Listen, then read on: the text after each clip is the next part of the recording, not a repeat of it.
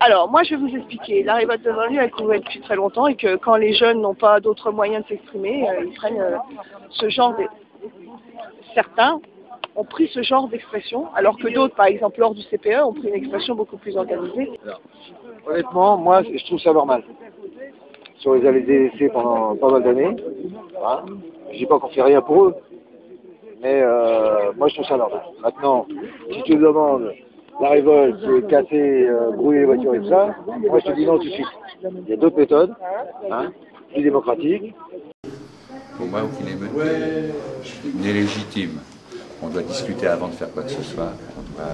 On doit essayer d'avoir un dialogue. C'est mon point de vue. Les jeunes, s'ils ont quelque chose à demander ou autre, on n'a pas à casser le bien d'autrui. Surtout que la plupart, c'est des ouvriers comme les parents de ces jeunes. Hein, et donc, voilà quoi. Donc eux, ils ont plus leurs yeux pour pleurer, ils ont perdu leur voiture et tout ça. Je pense qu'une réaction violente, à mon avis, n'était pas adaptée. On est quand même dans une société démocratique, de communication. Il y a d'autres moyens de s'exprimer. Et c'est pas en cassant qu'on va de l'avant. C'est en dialoguant, en s'expliquant, en posant des questions. Mais à la limite, si on fait une manifestation pacifique, pourquoi pas.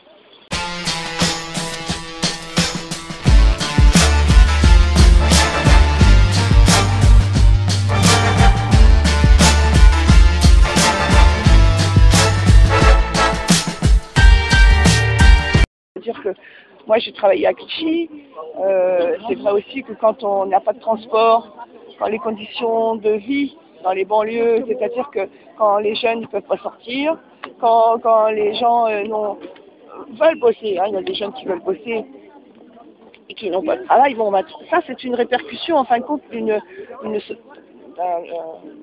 état social, hein, et aussi du manque de travail, de manque de perspectives, de rêves. Mais dans les banlieues, il y a plein de choses qui se passent de bien. Enfin, c'est un peu tout, c'est l'emploi, c'est la précarité, voilà, en gros, on a, comment dire, ghettoisé les quartiers, hein. Alors je dis pas qu'il n'y a pas eu des choses de fait, mais bon... Je dirais qu'il y a un mal-être depuis 20-30 ans. Le chômage et le chômage en France. Je pense qu'ils n'ont rien dans la tête.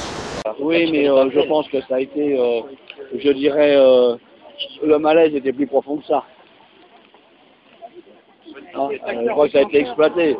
C'est comme quand vous avez une bombe, la bombe, il y a un détonateur, mais je dirais que s'il n'y avait pas eu un malaise profond derrière, ça m'aurait étonné. Enfin,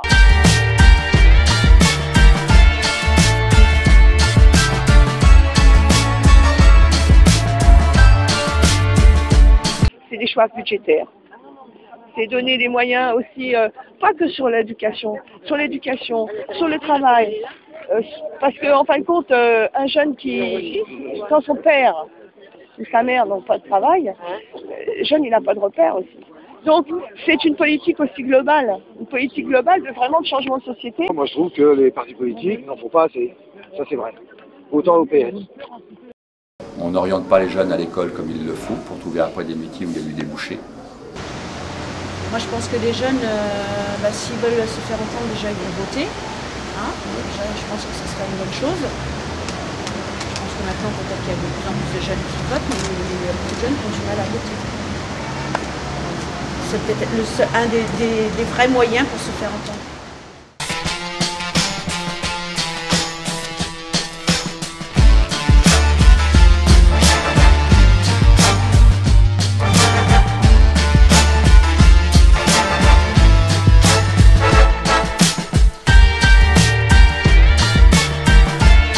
évidemment pas raison de faire ce qu'ils ont fait.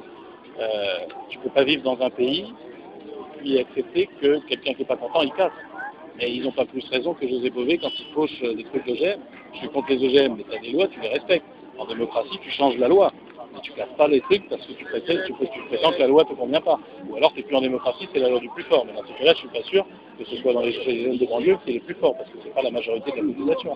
Alors qu'ils ont raison sur le fait que nos banlieues sont maltraitées depuis longtemps. Ils ont raison sur le fait qu'on a concentré toutes les difficultés sociales, tous les problèmes de la société au même endroit pour avoir d'un côté les ghettos de riches et de l'autre côté les ghettos de pauvres. Et tu peux pas dire qu'on va casser et que ça va régler un problème. D'ailleurs, moi, je le disais aux jeunes de Drancy à l'époque, j'ai déjà beaucoup de mal à construire des choses. On va, par exemple, lancer un gymnase là, en fin d'année ou en début d'année prochaine. Si on me brûle un gymnase, j'ai pas les moyens d'en repayer un autre. J'ai pas vu depuis 30 ans un seul gouvernement s'intéresser plus aux jeunes que l'autre, pour te dire la vérité. Quel qu'ait été le gouvernement. Parce que l'intérêt en direction des jeunes, en l'occurrence, l'intérêt en direction des jeunes, c'est d'arriver à savoir comment on fait pour la formation, pour que cette formation ne débouche pas sur un truc bidon. On est en train de continuer à faire des BEP de coiffure dans notre département. C'est intéressant de faire des BEP de coiffure. Je ne parle pas de l'intérêt du boulot. Je dis que comme maintenant, pour travailler chez un coiffeur, tu n'as plus besoin de ça. Ce qui va se passer, c'est qu'on aura formé des gens pour un boulot qu'ils ne peuvent pas.